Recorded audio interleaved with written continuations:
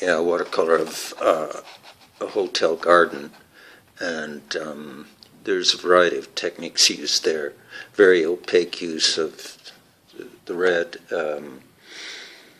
white paper being left to read as foliage there. Some wet into wet pencil sketch of a temple, a fragment of a temple. This piece is actually oil pastel with some Prismacolor added as well. It's another garden, and here I've left white paper to indicate a branch, for example. There's wet into wet used here. There's reserved paper here to read as foliage.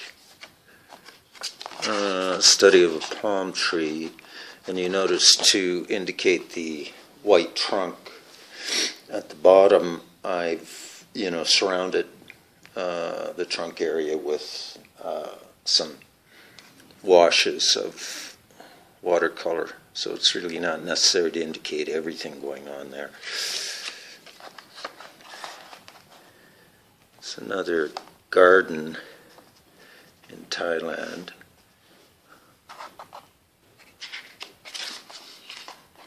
Here I've used several techniques. There's wet into wet, there's reserved paper here to read as foliage, but down at the bottom it's more of a graphic approach, in other words line, using a brush and watercolor to indicate line. On the left you can see a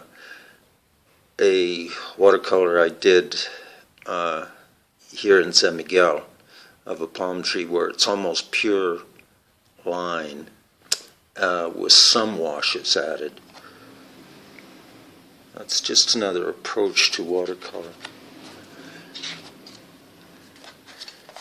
Yeah, charcoal. Not charcoal, it's a soft pencil, 5B or 4B.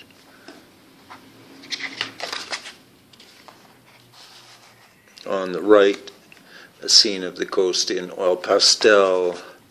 On the left, that's done in grease pencil, which I mentioned in other videos. A study done on the shoreline of an island in Thailand. You can see here, I haven't bothered to indicate the structure all the way off the page. I'll just let the eye of the viewer fills that in. As well, the foreground and middle ground is just blocked in pretty much on the right hand side of the beach. The detail of the structure in the background is more suggested than really drawn. This is a scene of the coast in Thailand.